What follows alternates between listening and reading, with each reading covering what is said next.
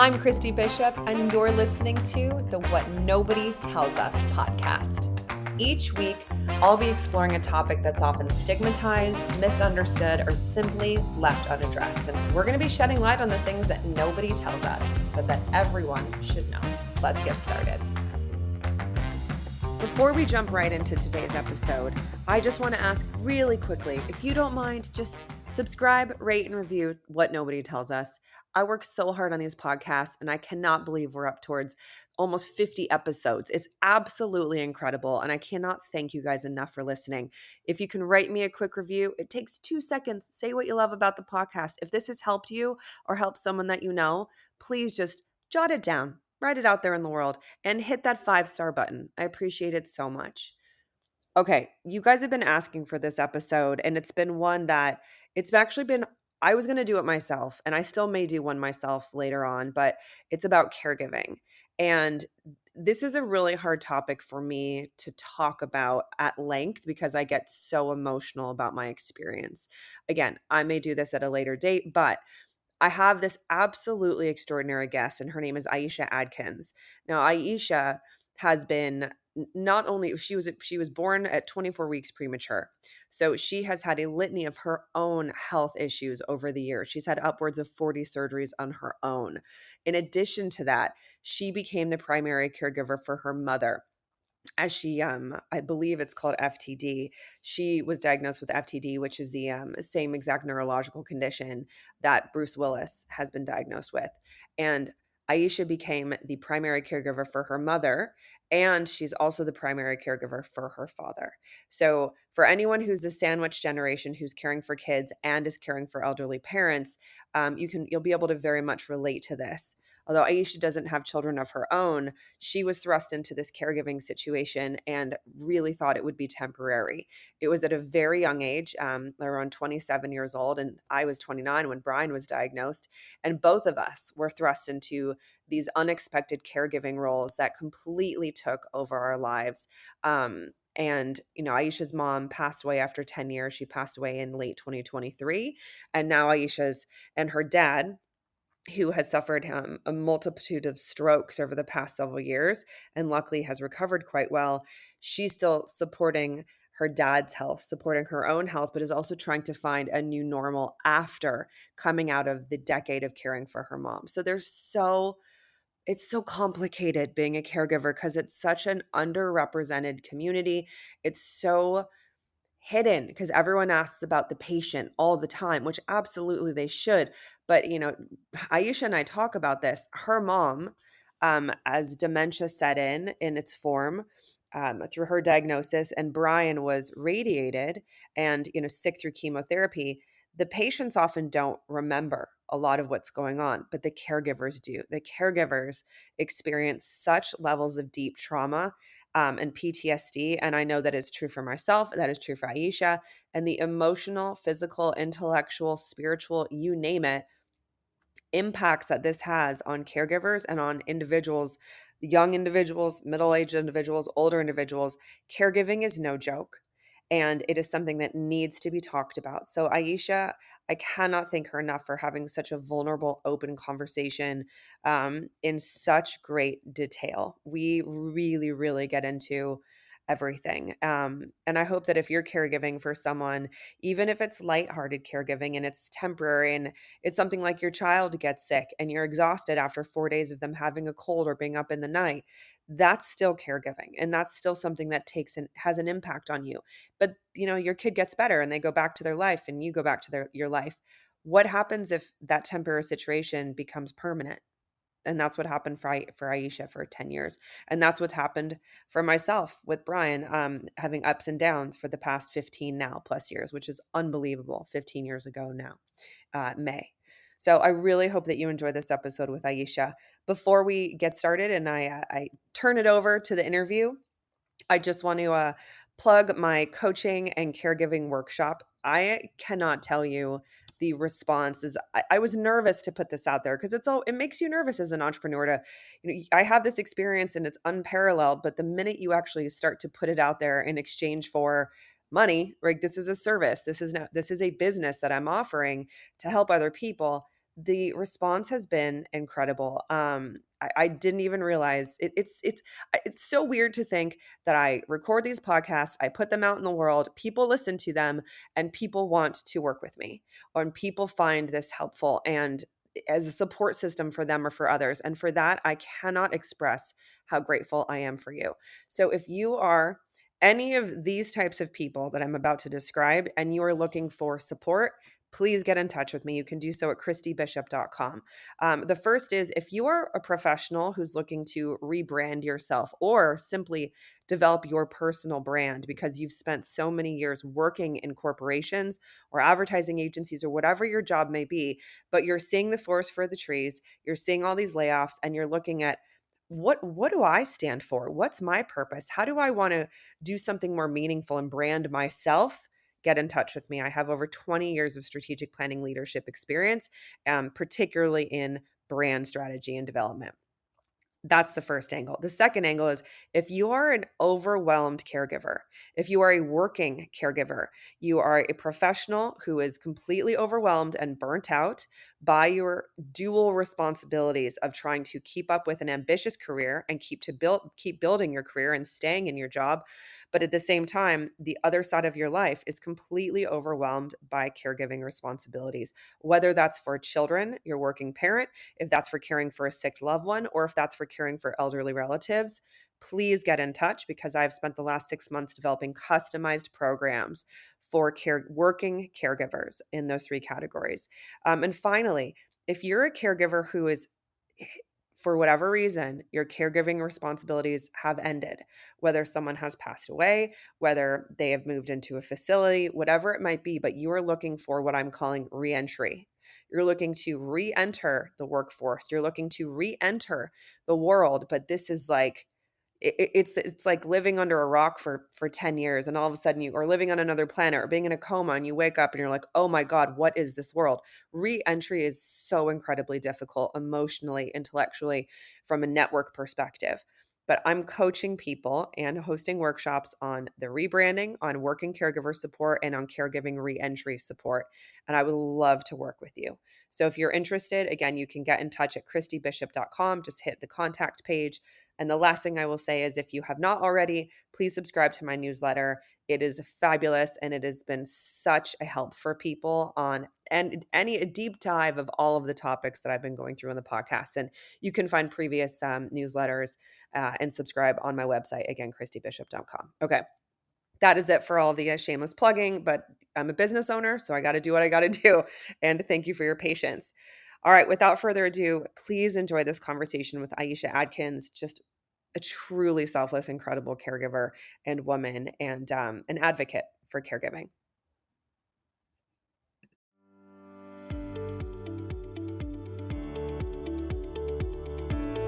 Hi, Aisha. Nice to see you. Thank you so much for joining What Nobody Tells Us. Oh, it's nice to see you too, Christy. I'm thrilled to have this conversation because, like I just mentioned to you before we really get started, this is a topic that, I mean, I'm 44, we'll be 45 next month. I have a lot of friends, younger and older than myself, who are taking care of aging parents and also taking care of their own health issues. So this is a topic that seems to be really pervasive at this time. So I'm really, really thrilled that you're willing to be here and spend some time with me and share your story. Of course, I'm thrilled to be here. Thank you for having me. Of course. Can you just tell us a little? Let's start with some context. Can you tell me Sure. and tell the listeners a little bit about yourself and ultimately when caregiving entered your life? Sure. So it's really interesting. I always say I was born into the realm of caregiving. I was born 3 months prematurely. I weighed a pound and a half at birth. I was born at I was born at 24 weeks, and I had considerable health challenges. To date, I've had almost 40 surgeries and counting, and so for my parents, they became not only new parents, but caregivers immediately upon me entering this world. And so the way that I experienced care early on was through that lens of my parents providing care for me throughout my childhood. My first experience with providing care for someone, I'd say really took place back in 2006 when my father suffered his very first stroke, Okay. of a total of five now. And, but at that time, I didn't know what caregiving was. I had no context for it. I simply, helped my dad. And Yeah. that's kind of how I viewed it. And about 4 years later, my mother started exhibiting some symptoms that were strange. We didn't exactly know what was going on. And 3 years after that, she was diagnosed with frontotemporal degeneration. For some listeners, they may be familiar with it as the disease that both actor Bruce Willis and talk show host Wendy Williams have been diagnosed with. So it's something that people may be beginning to familiarize themselves with. Yeah. And I provided care for her for about 10 years until her passing in July of 2023. Oh my gosh, I'm so sorry for your mom's passing. And Thank you. what a blessing for her to have you and for your dad to have you. In 2006, what was the state of your life before your dad suffered from his first stroke? Were you working? Were you living apart from them? Were you living in the same city? Like what did your life look like? I was actually in the middle of receiving or earning my undergraduate degree. Okay. I was in, I believe, my junior year or about to enter my junior year of college Wow. when my father suffered his stroke. I actually happened to be at home at the time because I myself had to have a minor surgical procedure.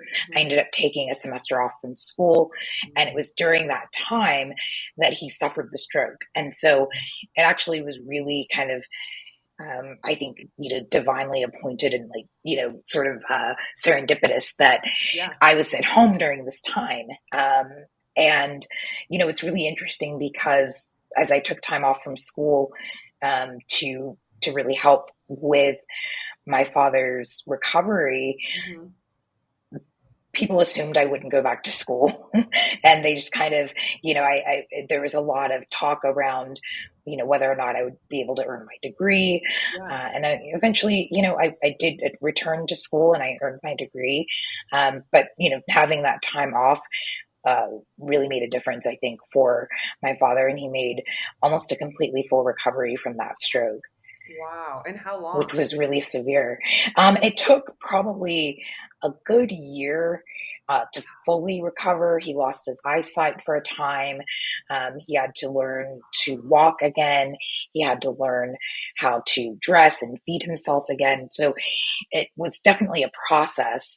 But it took probably a good year and a half before he was, fully recovered. That is unbelievable. And you were in college earning I your was. degree. I mean, where Yes. ostensibly you have your entire life ahead of you. And, but Yes. at the same time, with your, how, if you don't mind me asking, what was Sure. the nature of your own health issues? Because you mentioned you've had, around 40 surgeries that continue on Hmm. to this Hmm. day. Are you comfortable Hmm. sharing? Sure. Yeah. So being born prematurely, there are a lot of things that weren't fully developed. So Yeah. my lungs, I had, stomach issues. Mm. So I was undergoing some procedures to address some of the issues that I was having with my stomach and, just to make my life easier and to improve Sure. my quality of life. And so, but it wasn't something, it's so much a part of my life and something that unfortunately or fortunately has become sort of routine for me. So it's Yeah. not something, it becomes second nature and not something that you give a lot of consideration to. But, my father suffering a stroke, it was very unexpected. He had always been, an athlete and always in, pretty decent shape and pretty decent health. But after losing health insurance when he was laid off amid the recession of 2008. Yeah. And actually, no, this was before then. yes, this was in 2006, but Okay. there was a lapse in his health insurance. Oh, And, I see. Yeah. Oy. unfortunately, with that goes medications Yes. to Everything. address hereditary issues and the health issues and, regular checkups with the physician. So things that probably could have been um, preventative medicine just weren't Yeah. accessible at that time. Oh my gosh. Can you think back to your, I mean, it's sorry, actually, I'm going to go back to just to your health issues for a moment. It's Sure. interesting what you say about it just becoming second nature. And for Hmm. people listening that might feel like, well, what do you mean? Just like going in for surgeries, that's not second nature. But like, I Sure. completely understand that because for 15 years taking care of my husband, when something Hmm. comes up, cancer related, or if there's a change in an MRI or there needs to be new therapy, Yeah. therapeutic options addressed, it's like, you just do it. You're like, okay, this Yes. is the next hurdle. It's become our new normal. And it's something that you Hmm. just Hmm. do in addition to everything else that's in your life because that's what you have to do. That's it. Exactly. Yeah. Exactly. And there's really no other life that I can compare my experience to. I've not had this other, pre-operative life where, that was Yeah. free from surgeries, free from medications, free from doctor's appointments. This was something that I was born into. And so it's very much a part of the tapestry that is my life Mhm. and always will be. Yeah, absolutely. I mean, I think Mm-hmm. so. I'm curious actually when people often talk about when they become a caregiver for elder, it's I'll use air quotes around elder for their parents, no Sure. matter what the age Mm-hmm. is. Often there can be a staunch shock, right, in terms of a Sure. role reversal. What was it like for you, given that again, going through health issues and needing to be cared for and really living in an environment of like true medical care for yourself from your parents, having to reverse that and be the one. And again, thank goodness, like you said, it was really divine timing that you were home for your dad. Was it more of a shock to reverse those roles, or was it something that came naturally because your parents have always done that for you? It's interesting. I think it came naturally, but I think it came from being raised in a very nurturing household. Mm, I don't know that at that time, particularly because he continued to make progress in his recovery, I don't know that I considered it something um, that was a commitment kind of born out of my experience. I think it's just something that um, I viewed as very temporary yeah. because I could, witness him making progress every day. And I saw that eventually, hopefully he would continue to get better. Right. Yeah. So it was a very, I guess a very kind of linear progression for Yeah. him. And I think that sort of helped. That was a lens through which I saw that particular experience. That makes perfect sense. And how old do you Hmm. remember how old was your dad at the time? Gosh, he had to be in his late 50s. Okay. He had to be in Yes. his late 50s, So young, yeah. approximately. I was in my early 20s at the time. There you go. Yeah. So it's Hmm. very interesting to think it's like that's how it starts, right? It's a Hmm. temporary Hmm. situation of, something happens with a parent or an older relative that a loved one, and you show up. You show up to help Hmm. them, but through the lens of it being temporary. This is not a my entire Hmm. life is Hmm. going to change. I'm here to help. And then did you go back and finish college after the year of him making significant progress and kind of getting back to a quote unquote normal life? I did. I returned to my university, which was about 4 hours away from home, and Mhm. continued with classes, continued with my social life, and was able to kind of resume what I knew as my normal, and graduate a couple of years later. Amazing. Mhm. So did you go and start to work and then again to kind of continue to build your life and with the assumption that like your parents were still living their life and everything was back to what everyone's family is different, but to your family's version of Sure. status quo.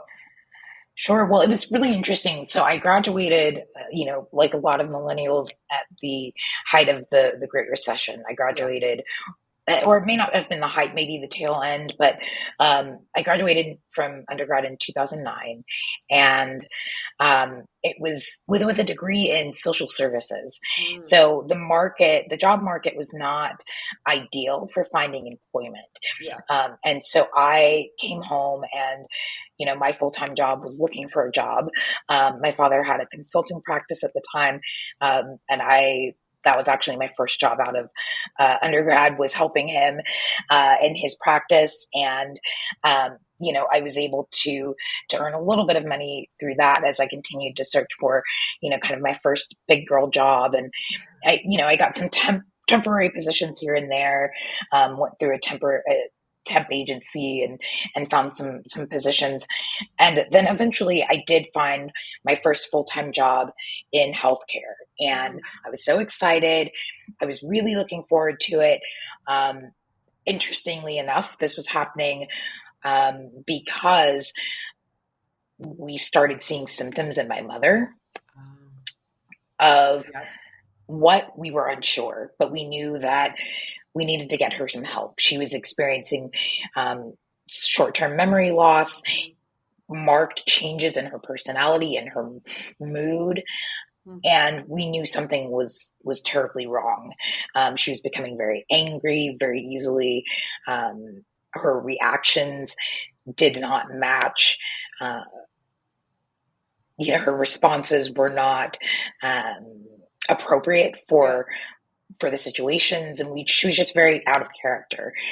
She was always very kind and very sweet and very loving. There was a lot of apathy around things that she used to enjoy, whether it was listening to music, attending church services, exercise. All of those things no longer were of importance to her, and we began to pick up on all of these things. And we took her to see her primary care physician, and one referral led to another.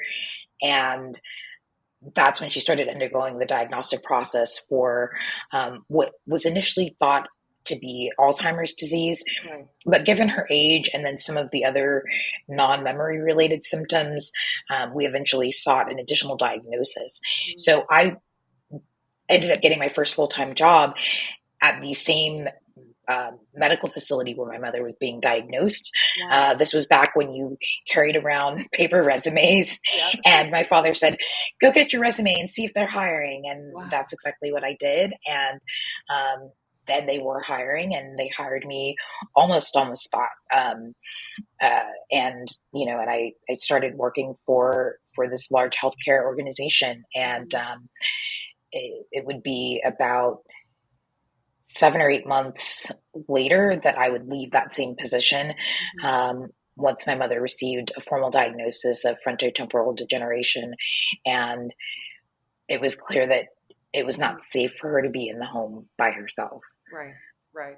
And then that's when families are forced to make a very difficult decision financially, right? Yes, Like, is it yes. someone within the family who's going to stay home and make a sacrifice Hmm. in their career Hmm. and the longevity of whatever they might be trying to accomplish in life? Hmm. Or can you bring in an outside help? Is it covered by Exactly, insurance? How much does that cost? So exactly. what were those conversations like, if you can remember back, between, Hmm. I would imagine, between your dad and yourself, and were there any Hmm. other family Hmm. members involved? So there were no other family members involved. My mother comes from a family of about seven children, herself included, with a combination of step siblings and half siblings, but they all lived out of state. So really, it was down to my father and myself to make, like you said, very difficult decisions. However, some decisions were sort of made for us Mm. based on the idea that, first of all, a lot of my parents' savings, if not all of it, went into that diagnostic process, Oh gosh. covering scans and Yeah. and imaging that is not covered under their was not covered under their healthcare insurance. Sure. That left very little wiggle room and very few options regarding long-term care. Yeah. And, it just became very clear that rather than hiring someone to come into the home, which can be very expensive, or placing my mother in a facility, which just didn't feel like the right decision, particularly so early in her Right. disease progression, it made the most sense for me to stay home. Mm-hmm. Again, I was under the impression that somehow this would be Mm, another kind of temporary role that I would play in got my it. mother's life, because I was comparing it to when my father had suffered at this point then multiple strokes in the past. Right. But, he was really fortunate to recover really quickly and really well. Yeah. And so those instances of care were always short term and Sure. short lived. So although I understood FTD, as the disease is often called, Mm-hmm. as a progressive degenerative disease, Yeah. I still had the idea in my head that this would be a temporary arrangement Sure. between myself and my family. But, 6 months went by, a year, Yeah. 5 years, and then eventually an entire decade had gone by, and I was continuing to care for my mother. That's first of all, you are an angel. I mean, truly, that is incredible. And Thank you. I apologize that I'm going to granularly nitpick some of these things, but obviously, you That's do a lot of okay. caregiving, talking to help Hmm. people who are going through these scenarios. So I Hmm. think it's Hmm. it's so poignant what you say about, like, I assumed this was going to be a temporary situation, but it's like you only knew what you knew at the time, Hmm. and your frame of reference were your dad's strokes, from which, again, very, very fortunate that he had recovered so Hmm. well from so many of them before then. Hmm. And while Hmm. this was a different neurological condition, the only Hmm. frame of point of comparison you had was him, right? Yes. So how do you have any recollection of yours? So I'm assuming you kind of buckled up, maybe took the same approach as you did with your dad in the very Hmm. beginning with your mom, but do you remember any of those granular steps that you took? Because this is obviously a very rapid degenerative neurological disease, Hmm. to start to get prepared, in terms of with doctor's appointments and making sure that you were Hmm. organized, and then, managing your mental health, because there's so much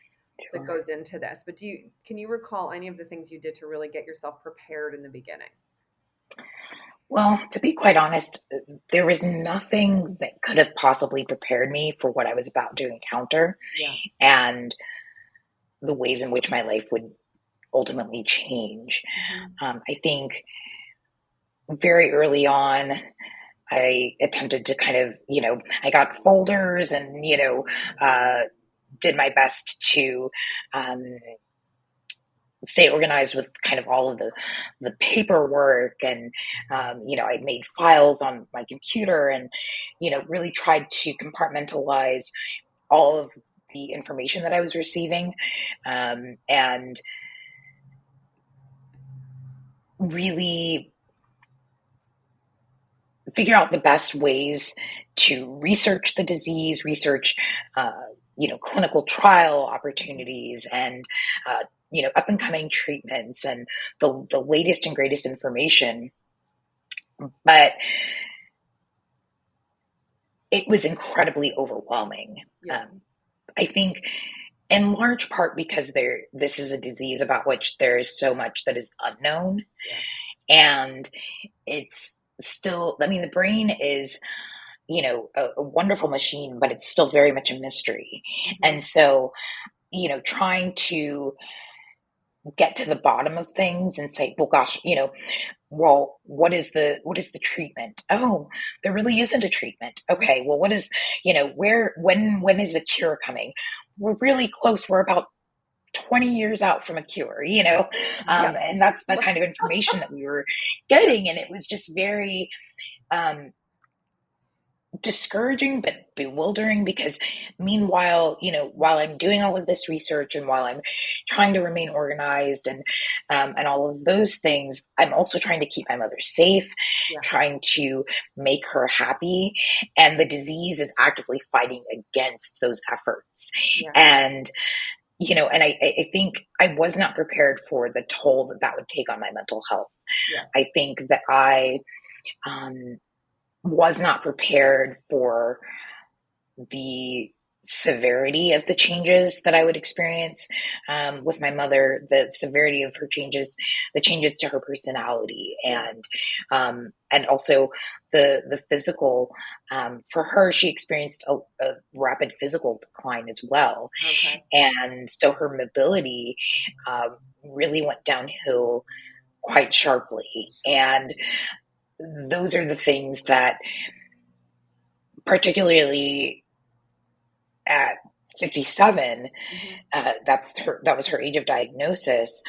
Those are not things that anyone prepares for, because we often associate disability with old age. Correct. So Yes. someone in their 80s and 90s, and you see the walkers and you see the wheelchairs, and it can be, and obviously intellectually we understand that disability can happen at any time to Hmm. anyone at any age. Yeah. However,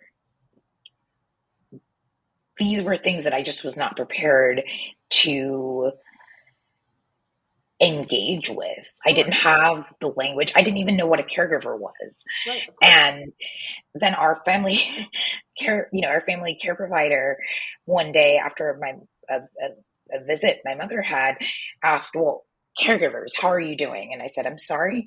He said, well, how's your caregiver stress?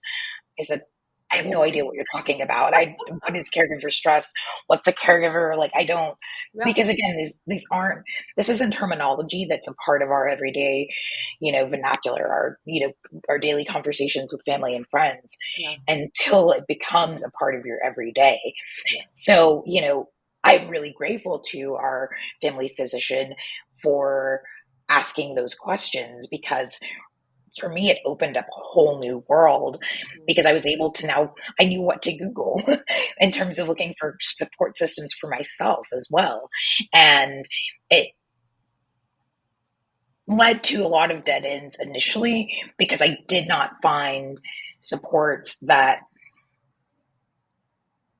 matched or met my needs in terms of um, my age, Yeah. in terms of culturally, for my family being African American. Those are things that inform the way you experience illness, inform the way you experience care. So I ended up having to kind of create those spaces and create those resources for myself.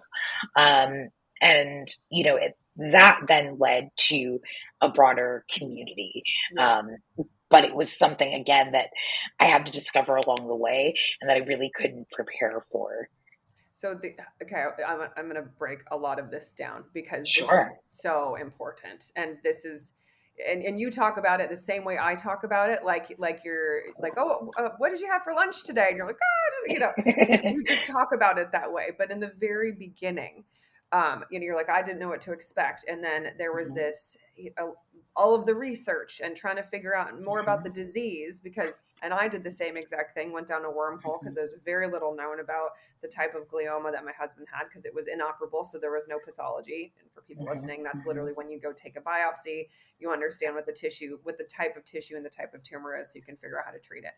mhm, But there's this, the things that you've described, if I can look at the underlying roots of them, it's like, for a caregiver's perspective, loss of control, loss mhm, of autonomy, loss mhm. of, um, respect is the wrong word, but the mystery of, and the like, kind of the pedestal we put the medical system and medical professionals on as being the ones who are going to provide all the answers, that is very quickly knocked down because you realize that Yes. there's a reason why it's called practicing medicine and these people just don't have a clue. So it's like, Exactly. and then there's the day-to-day moments of taking care of your mother physically, managing medical protocols, managing her safety physically, Mhm, mentally, all of that. Then there's grief associated with mhm. it because you're losing your mother in front of Yep. your eyes. Then there's anticipatory grief about how long is this going to last, right? So Mhm. it's like these are the layers that caregivers have to unpack. And again, you've so beautifully talked about it, like, where are we going to dinner tonight? you know it's Exactly, it's exactly. so it's so insane. And then on top of it, you had to start researching how to take care of yourself. which Yes. is so difficult. And I can so relate to everything you're saying because I was 29 years old when this happened to me, and my Hmm. Hmm. husband's physicality and ability, ableism, just went out the window within 2 months of his radiation. Hmm. And my Hmm. grandparents were lending him their walkers three Yep. months after he was diagnosed. Right, and that Wow. was, you wanna talk about the role reversal and no one knowing how to help you, and then Yes. therapists are often unhelpful because, Hmm. so Hmm. I stopped going to therapists because I was like, "No one can tell me my husband's not gonna die, and no one actually has Yeah. any idea what I'm going through at all," which Yes. speaks to loneliness, Yes. right? And feeling Yes. misunderstood and feeling isolated. So those, I'm just throwing all of those things at you because I know you know them intimately. Is Yes. Can you talk to any of that in terms of your emotional state? Oh, 100%. I was 27 when I started caring for my mother, and almost immediately, I felt very alone. Mhm, Because not only, my father was still working full time. mhm. And so I'm there with my mother every day. I don't know what I'm doing. Yeah. I have taken on this new role. I've left this, what I hoped would be sort of a stepping stone to my dream job. Mhm. And so I'm no longer working. And, in a culture where we very much, you know, identify with our careers Yeah. as kind of we make our careers our identity Yes. oftentimes. And now I no longer had that. And I felt like every day, my earning potential was just kind of withering away, and it was just ticking. The clock was just ticking, and I needed to try to get back to work as soon as possible, Mhm. because if I don't do it now, then what options will I have? They'll see gaps in my resume. I was very Right. concerned about that.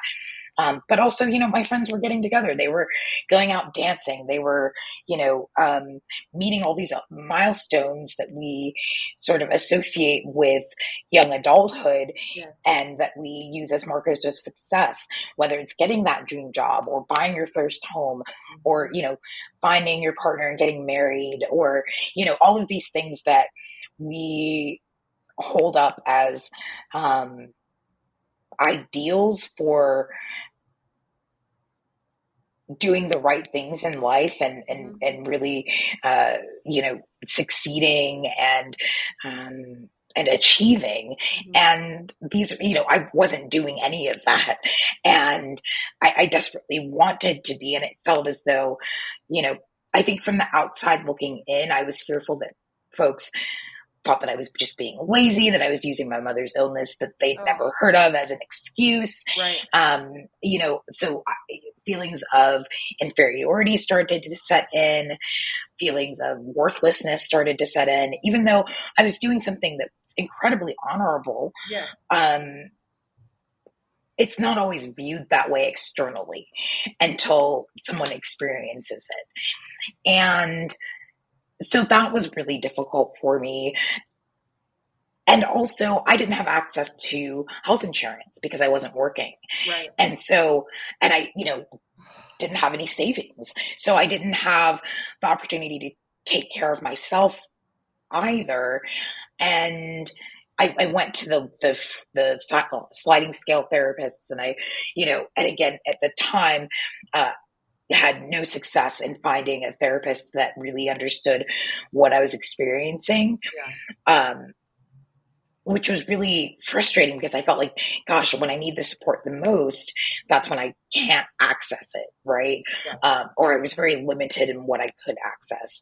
Um, and then it's really interesting too with a condition like dementia, there is still a lot of stigma Sure. around the disease, and there's misunderstanding, there's miseducation around what it is and how it impacts the person living with it, how it impacts the family.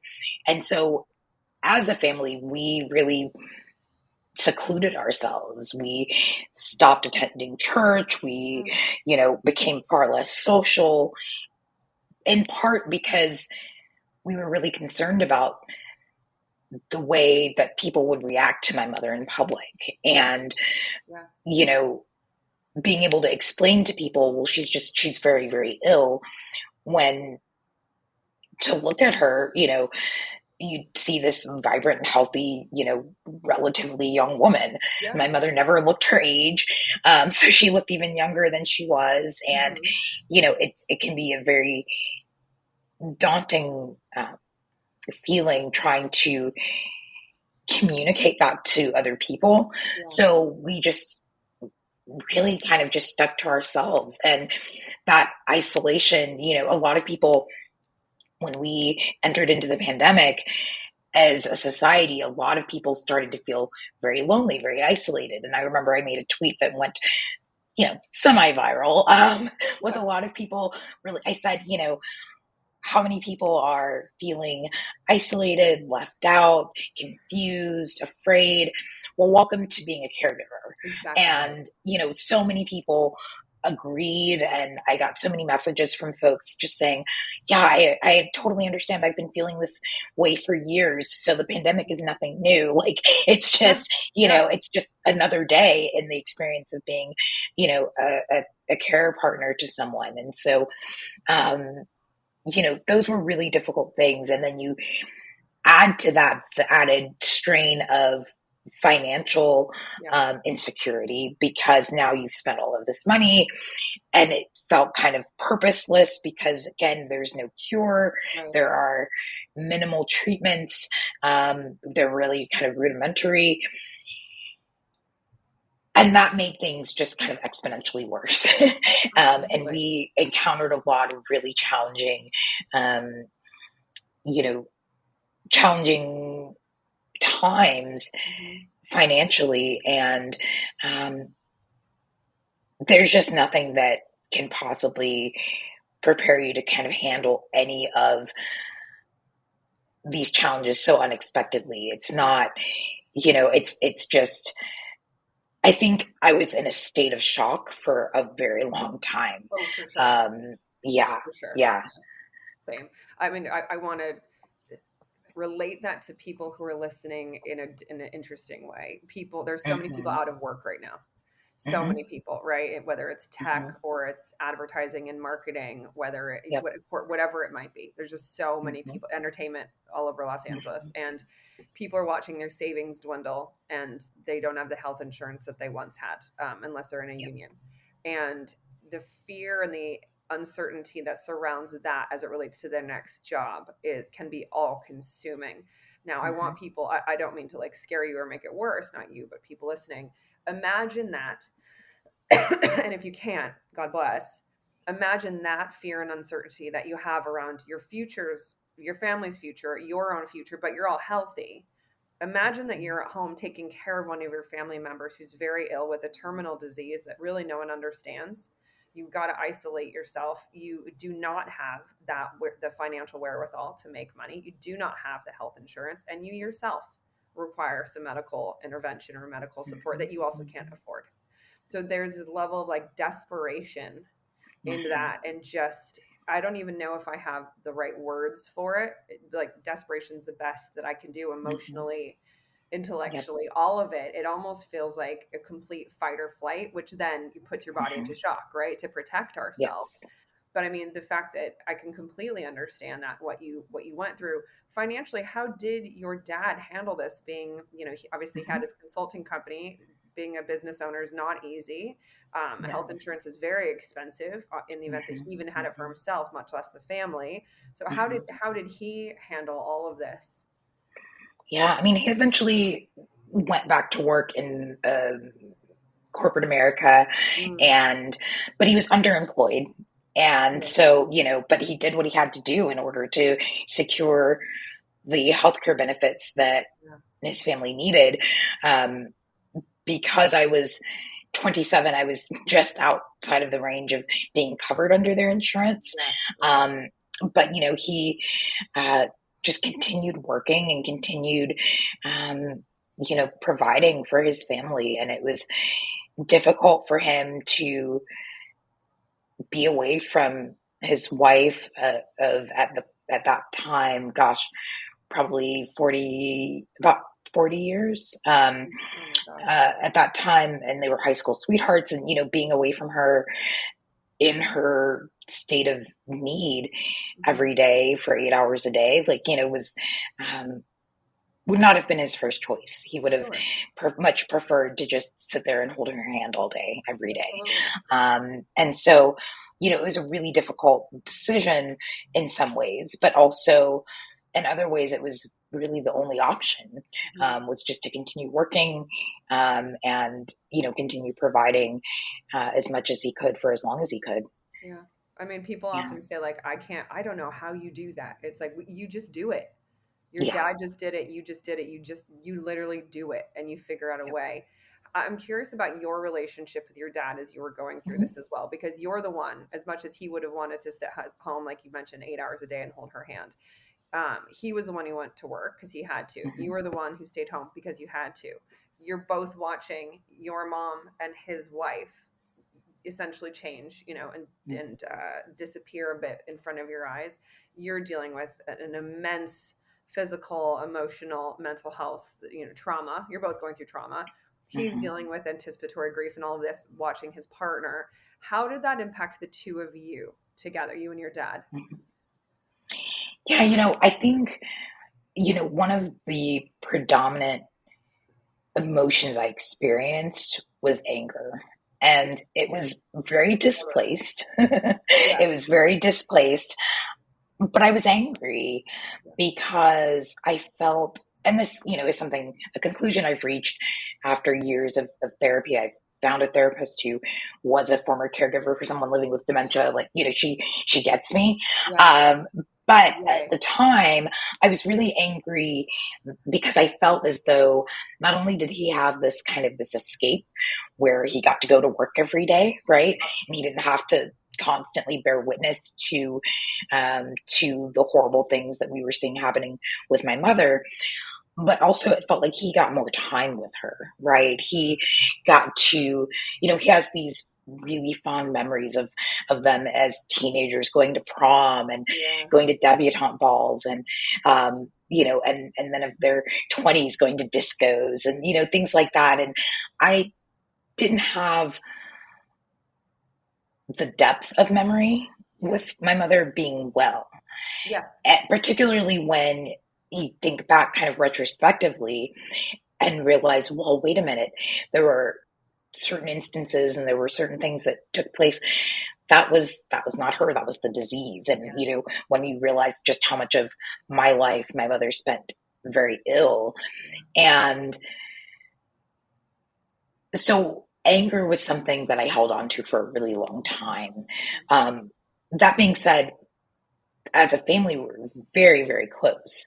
Mhm. I'm an only child, and so the anger was ever present, but also short lived at the same time. We always kind of came back to center.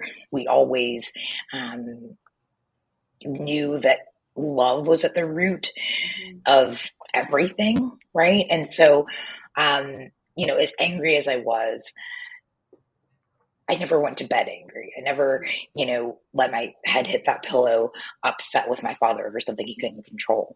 But, certainly in the throes of, my mother experiencing, severe sundowning, which is where, um, they call it sundowning because around, maybe 5, 6, 7 o'clock in the evening, and it varies from person to person. But there can be severe changes in mood for someone living with dementia just out of seemingly nowhere and with seemingly no explanation, Yes. but around the same time every day.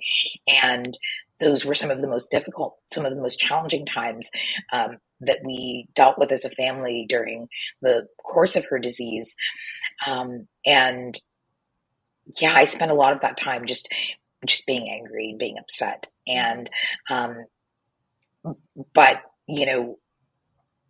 I also I'm really grateful because my father is perhaps the most patient man on the planet. Yeah. And his countenance is very gentle and very calm, very sweet, very, very strong and very resolute, but also very, um, very warm. Mhm. And he always just hung in there with me, and he always just understood where I was coming from and just would wait me out. Yeah, yeah. He would absorb Yeah, your anger no matter how it exactly. manifested at him, screaming, crying, tantrums, freaking out, or just Exactly. silence and Yep. despondence. It Exactly. you're Exactly. our families are so different, but at the same time, like my husband and our little 7.5-year-old daughter and myself, like I everything you're saying right now, like makes me feel super emotional because we have the same exact philosophy on life in terms of like we never I just said this to our daughter 2 nights ago laying in her little bed with her. I was like, we never go to bed angry, ever. Ever. We always repair. No matter, our little saying is like you can freak out, doesn't matter. That's all good. We're here. We are this is a safe space, but it's how we Hmm. repair that matters. Yes. And she has a lot of anger about her dad's Hmm. situation. I have an extraordinary amount of anger that I've worked through and continue to work through about his Hmm. situation and all sorts of things, despite the fact that we've got an insane amount of blessings in our life. And this in a Hmm. weird way is also a blessing, but Hmm. it's to hear you talk about that. This rips families apart. It really Yes. can. It's so easily, you're tested in every possible way. And very few Hmm. people have the the temperament that you're describing of your Hmm. dad and Hmm. yourself and myself and our daughter, and my husband's incredibly calm as well, and your mom, you said, Hmm. is such Hmm. a kind, loving, amazing person who then had that robbed from her from the disease. Hmm. But like, you really have to work at it because this literally tears at the fabric of your family. Oh yeah, 100%. And one thing I always tell people is that I really felt as though I saw a master class in marriage, in Yes. observing the way that my father cared for my mother, because I saw what it looked like, to love someone in sickness and in health, and for Mhm. richer or for poorer. And, I saw, for better or for worse. I got to sit there front row and see someone stay that could have so easily said, I'm done. I can't handle this anymore. It's too hard. Yeah. And so for me, and everyone makes their decisions, and it's not up to me to place judgment in anyone's lap. But for me, I saw something so beautiful in that. And, Yeah. you mentioned just sort of kind of how it can be a blessing. And I think, you know, it's taught me to settle for nothing less Mhm. than what I've witnessed, through my parents. And really, really, really beautiful. I hope one day our daughter will say the same thing, although she might. Yeah. She's pretty snarky, so she probably won't. But she's also very little. But I think that that's such a beautiful thing to take away from that. So, Mhm. as your mom's disease progressed, because obviously now, Mhm. spoiler alert, you're caregiving for your dad now, right? Mhm. After since your Mhm. mom has passed, but as her disease Yep. progressed throughout that 10-year period, you know, I, I have not gone through the passing of my husband. Mhm. I've not gone through the passing of anyone, knock on wood, close to me, aside from my great Mhm. grandmother when I was in high school. And that I Mhm. really didn't know her well. What did that start to look like for your dad and yourself? Was there a Mhm. semblance of like, okay, this is really happening. There's some semblance of relief and fear. Like Mhm. what Mhm. is it like to go through that? Yeah, it's really interesting. I think we had to prepare ourselves multiple times for Okay. my mother's passing because, you know, with a degenerative disease like FTD, you have moments of plateau, you have moments of Yeah. recovery where someone seems to be doing much better, and then you have sharp declines. And there were multiple cycles like this over the course of the disease for her. And there were multiple times when, physicians would say, okay, you may want to prepare for the end. And we'd start to kind of resolve ourselves to that and come to terms with it. And then she'd rally, and then she would live for another 3 or 4 years, right? Wow. So Yeah, yeah. it definitely But I think at the same time, we took into consideration what physicians were saying, but also realized they're not with her every day, all day long. And Yeah. so their assessment may not be as, um, as accurate as it could be all the time. And so we often took it with a grain of salt. And then about a year before my mother's passing, she was placed in a home hospice program. Okay. And so we knew that, it's something that sometimes people live for years on hospice, Yeah. and it's just continually a reassessment. But we, continued to just watch her and, observe. And really, it was within the last probably 6 weeks or so of her life that we saw that sharp decline Mm. and knew that it was different than the times before. Okay. And her long-term memory was becoming, it had become almost non-existent. Yeah. But she typically remembered the two of us, which was, and I should say memory loss is not always something that is associated with FTD, Mm. but for my mother it was. And, we just continued to observe her. And I think, we're a very spiritual family. We're practicing Christians. And so I think my father and I both kind of turned inward and kind of dug into our faith as a family, and Yeah. brought my mother along with us in that journey, and tried to prepare for her to make a transition as much as we could prepare. Yeah. I think, you know, in those last few weeks, she suffered a lot, physically and emotionally. And so while we didn't look forward to being without her, we did look forward to the end of suffering. Yes. And that's kind of how we reconciled the experience, because it was very difficult. No one, again, these are not things that anyone has ever prepared for, to literally watch someone that you love die. Right. But my immediate response was just relief, knowing that it was over. Yeah. Knowing that she didn't have to live this life that she didn't deserve to live in the first place. Right.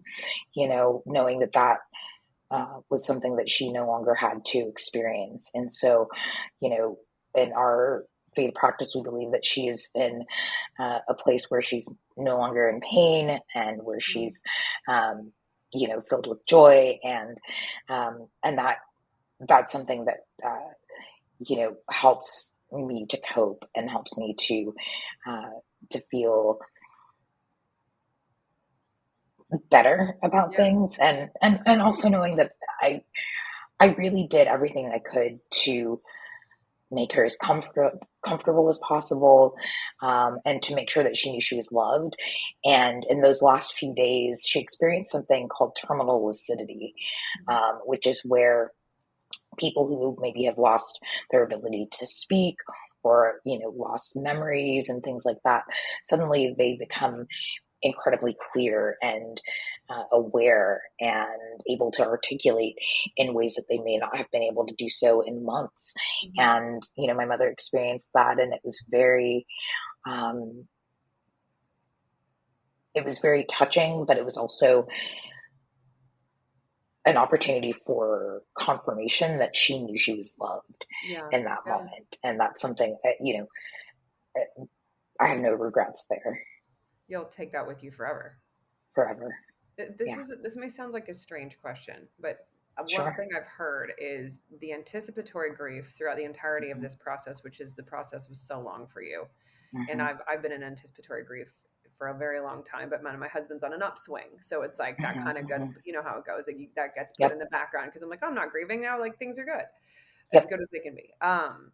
But I've heard anticipatory grief can be worse than actual grief in this type of instance, because you've had so long to run through the worst case scenario in your Mm-hmm. mind, and then once it actually happens, as a caregiver of someone for a very long time, it's actually, there's definitely grief, but it's not like tragic, traumatic grief. It's more like an Right. acceptance and relief Hmm. mixed with love and loss. Yes.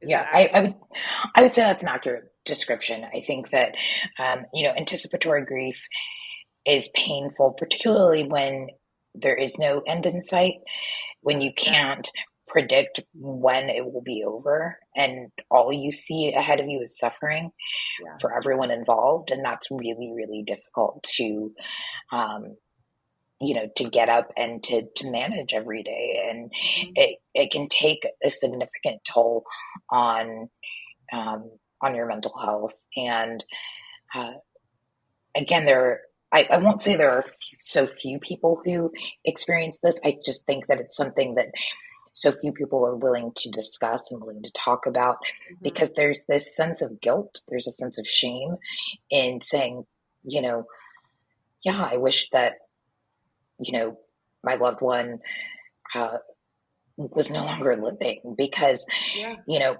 what my dad always tried to explain to people is that what my mother experienced wasn't really living. That wasn't really life, No. right? It was existing, but it was existing in pain, and it was Yeah. existing in, confusion and anguish. And, no one should have to live that way for any longer than, than a nanosecond. It shouldn't be that way.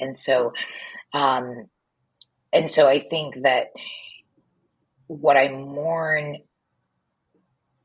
after my mom's passing is not so much her physical presence, but Mhm. the years that were taken from us in terms of, you know, opportunity to, Yeah. I don't know what I won't know what it's like for, you know, my mother to be with me on, you know, my wedding day, right? I won't know what it's like for her to, if I were to adopt children someday, like for her to meet her grandchildren. But those are things that people can kind of relate to in terms of traditional grief, Yeah. right? But like, it's the mundane things that over the course of those 10 years that, like, just the laughter and the that we missed out on, Mhm. um the the reciprocation of emotions that Yeah. she was no longer able to process at a point. You know, uh, but it's really interesting at the same time, because although my mother experienced apathy and she experienced kind of a disconnect emotionally, there is something about me being her daughter that probably at a rate of about 90%, she was always able to connect with me, always able to recognize when I was in pain, Mm. and always wanted to fix it, always Oh my wanted God. to address it in some way, whether she actually could or not. Yeah. You know, it's just really interesting, and in some cases, even in a more helpful way than my father. Yeah. Because she understood that sometimes what I needed was just someone to listen Yeah. and not necessarily respond. My She was father's a still a fixer.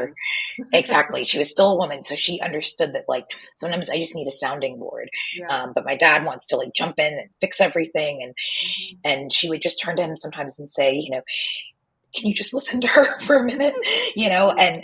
And which, with a disease like FTD, is, it was almost miraculous that she could make that kind of Yeah. that connection. And um, but on a day to day, like, have not being able to experience those things was difficult. Yeah. And I grieved a lot of those things, over the course of her illness. I'm sure. I also have to Hmm. think the definition of a mother's love is no more apt than what you just described right there. Hmm. Right. Hmm. Like, and I Hmm. can, as a mom myself, I would do no matter what, like do anything I could to recognize and be there for my child, and, Yeah. despite my sickness. The so there's an example that I give, and you'll understand this, is like sometimes as a caregiver, like and this I think is a good example where you talked about when, disability and taking your mom out into the world, like you guys stopped doing that Mhm, because of people's mhm, responses or misunderstandings. But you kind of get to a point where like you're a frog in a pot, and it's like in the mhm, beginning you don't even realize you're in the pot, and then the water starts to get warmer, warmer, warmer. Next thing you know, the water's boiling, and you're in there all by yourself, or you and your mhm. dad are in there all by yourself. But then all of a sudden, your Yep. mom passes, and you're no longer in the pot. Yeah. Like, so what is that? What was that like? Because Yeah. she's Yeah. no longer there. This is before Yep. your dad. I'm assuming is before your dad was ill again. Yes. Correct me if I'm wrong. But Mhm. how did you pick up pieces and start to see daylight again? You know, it's interesting, Christy, because I think we're still trying to figure that out. I Yeah. think that, you know, It was we just never last year. I really, apologize. I thought it was oh further. no, Yeah, that's okay. it's just Yeah, it was last just year. last Yeah. year. And so I don't know that we really have fully processed things yet. I think I went to work fairly soon after my mom passed. Um, I I don't know that we ever stopped living. I think that we, probably for a couple of weeks just kept things quiet and, Yeah. resolved. But I think we also felt like we kind of owed it to my mom to get out into the world and to Yeah. experience things, especially for me, because I did put my young adult life on hold. And so, shortly thereafter, I really, not immediately, but I sought out opportunities to travel and and I made sure for the sake of my mental health to, connect with friends. And Mhm. um, I prioritized living, I Yeah. think. And it's something that I can't say that and I'm just experiencing all of these grand emotions and that I feel so alive. I can't say that, but I can say that I'm seizing seizing the day and making the most of opportunities and really uh, doing my best to put myself in environments that are healing, that are lively, um, just to kind of there is a tendency or there's this idea of making up for lost time in a way. Um, but I feel like there's also a way to honor my mother through that. Sure. But I had to really kind of stop and pause for a moment and step back and say, okay, I'm doing a lot of, there's a lot of doing happening. What is it that I genuinely appreciate? What is it that I genuinely enjoy? And what am I going to continue to say yes to that's adding quality to my life rather than just kind of filling my life Mhm. with fluff, with things that don't mean as much to me. Yeah.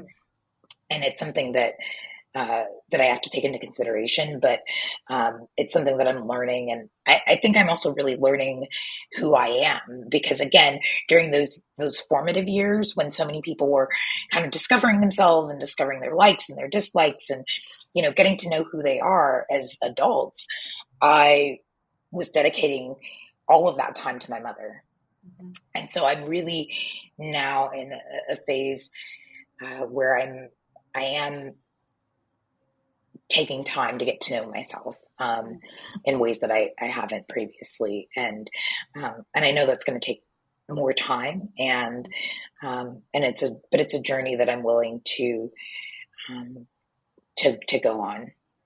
I think it's so beautiful that you're taking your time with this Mm-hmm. because your perspective is so different than and so unique, and so it can go one way or one of two ways. You can rush into life and Mhm. do to, Yeah. numb the pain, numb the trauma, numb the whatever, turn to Mhm. whatever Mhm. coping mechanisms, addictions that people do. Mhm. And people Mhm. who haven't been through trauma, right? People who just Yep. are looking to fill with nothing. Mhm. Or you can do what you've done and focus on the being, not the doing. And Mhm. it's like Mhm. the yes and to life, Yes. not the yes but, Exactly. if that makes sense. And I really think for anyone Exactly. listening, like that is an incredible, whether you're caregiving or not, like that is a litmus test in your life. Like, are you doing just to do and you don't even like these things, but you feel like you Mhm. have to because of society or because of pressure or expectations or whatever? Or are you genuinely learning how to be you and what that looks Mhm. like and Mhm. taking the time? Because, like, at the end of the day, we're all we have, like Yes. ourselves. That's it. We come into this world Yes. by ourselves. We could leave this world by ourselves. Like, Mhm. God bless it. Hopefully, if family members are with us or with someone we love, but we Mhm. owe it to ourselves to figure out who we are and what we're meant to do and why we're meant to be here. And caregiving is clearly part of that, a huge Mhm. part of that journey for you. But it's Mhm. not. It's not ultimately who you are, Right. right? Right. Right. So, what does life look like right now with you and Yeah. your dad? Right now, life looks still pretty simple. But we, as a family, we've always enjoyed music. So, Mhm. we are going to concerts. Yeah. We are getting outside, uh, before it gets too warm here in Georgia. We are also just kind of um, doing a lot of healing and a lot of recovering and taking account of everything that we've been through in the last decade or more. Um, and I think for myself, I'm also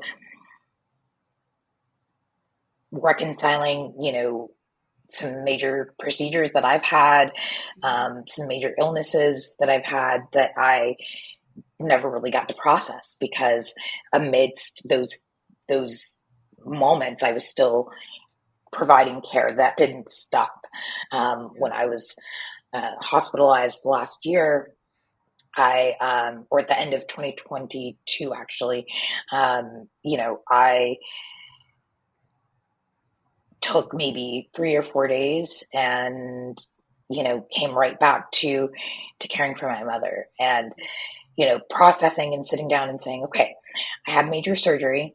I had a hysterectomy because I was diagnosed with endometrial hyperplasia, Mm. and they found precancerous cells. Oh my And gosh.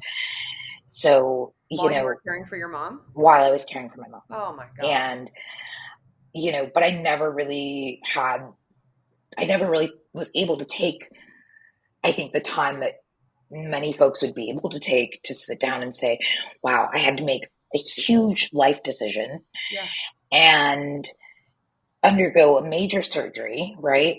Yes. And I did this while caring for my mother, and I survived. I'm here. I'm not actively fighting cancer. That's a big deal. Like, Yes. all of those things, none of those thoughts really I had the opportunity to process. And so I'm taking time to do those things now. Yeah. My father won his battle with prostate cancer. Mm. Um, Amen. but I don't think those are things that either of us processed. And so, we're taking time to do those things now. Yeah. And, we're slowly getting back out into the world. I'm still very much involved in advocacy for family caregivers and Mm. for mental wellness and dementia. And so I'm going to conferences and I am Mhm. speaking with people like yourself and continuing to get the word out and to make people aware of not only the challenges that people experience but also the joys and the triumphs, Yeah. because as difficult as my life as a caregiver was, there are so many beautiful lessons that I learned and so many amazing things that I got to witness, that I would not trade for anything in the world. I would never take those years back. Yeah. I can, first of all, I cannot believe you went through a hysterectomy while Yeah. caring for your mom. And then I also immediately, as someone who's in perimenopause with ovaries, it's just a cervix and all of it, like Yep. having to deal with the emotional, hormonal ups Mm-hmm. and downs. Essentially, Mm-hmm. you forced yourself into menopause. It's what that does, right? Yeah. And then having to balance somehow and find some balance of hormones back into your body, which Mm-hmm. makes it feel horrible on a good day. Yep. And then while dealing with the emotions of your mom, like you are, I apologize for saying this in advance because I hate when people say this to me, but my God, you are a warrior and you are strong. Like Thank it's you. because no, we didn't ask for it. We didn't ask for it, but No, like to just no. be able to do it and get through it and continue through, like you are Thank next you. level. You win Thank all the you. awards and you deserve every happiness and everything always. Like Thank somebody you. said to me the other day, like your bingo card is filled now. Like you're done. Like you're just happiness, happiness and blessings and abundance forever and ever. And I'm like, that is for you, Aisha. That's for you. Thank you. Thank you so much. No, I appreciate that. I Of appreciate that course. very much. Are there any resources that you found particularly helpful as you've done your advocacy work and started to, Mhm. speak more on this and attend conferences, like you said? Like, what references and resources can you point people to if they're just like, God, no one gets this? Definitely. Well, I think I'm coming off the heels of the Association for Frontotemporal Degeneration's education conference, Mm, just took place, and they have always been a phenomenal resource in terms of getting supports around the disease and really, finding that sense of community with others who are impacted by FTD. Also, organizations like the Alzheimer's Association, mhm, for those just dealing with dementia more broadly, um, but also an organization I work for, Caring Across Generations, in terms of advocacy and policy. They've been a tremendous um, tool for learning how to get involved in policymaking and learning how uh, to be your own best advocate and getting mhm, access to the resources that we all need that too few of us have. I really became empowered when I participated in their fellowship program that I now lead.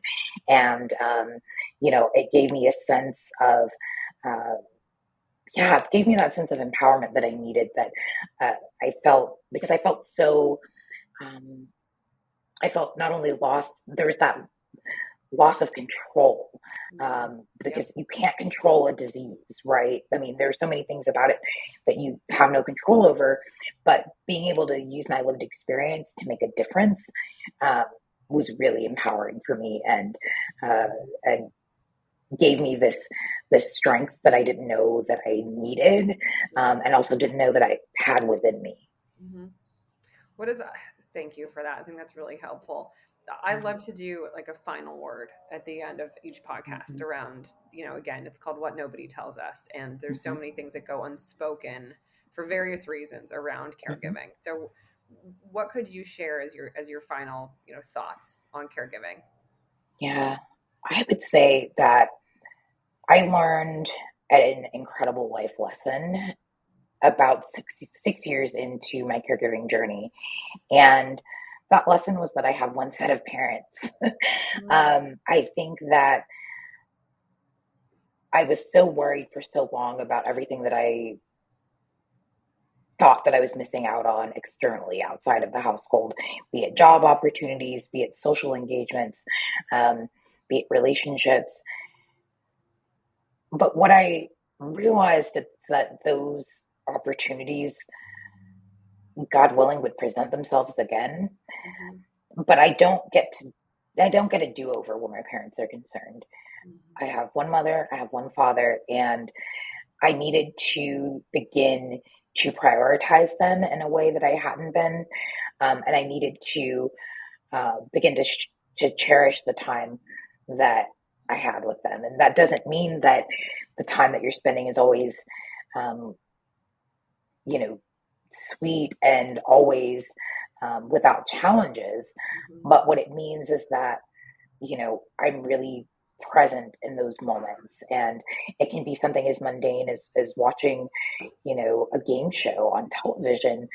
But I'm there and I'm fully present. I'm fully aware of my surroundings in that moment. And that revelation for me was truly life changing. And it's something that I take with me to this day and will continue to take with me into everything that I do and the lens through which I hope to see the rest of my life. That is so beautiful.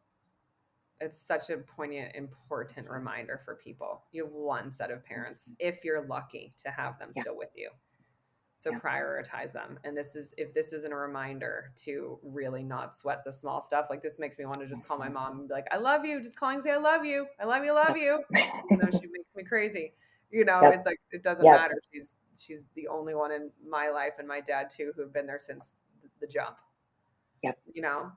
yep, So thank you so much for sharing so of course. vulnerably and honestly and openly, such a difficult experience. And I, completely understand in my own version of this. And I just like, I wish you all of the best and everything that you ever want in your life. I want it to come true for you. And I'm so thrilled for you that you know, like you got great parents, man. They raised Yeah. you right. And whatever family you decide to have, I can only imagine how beautiful that's going to be.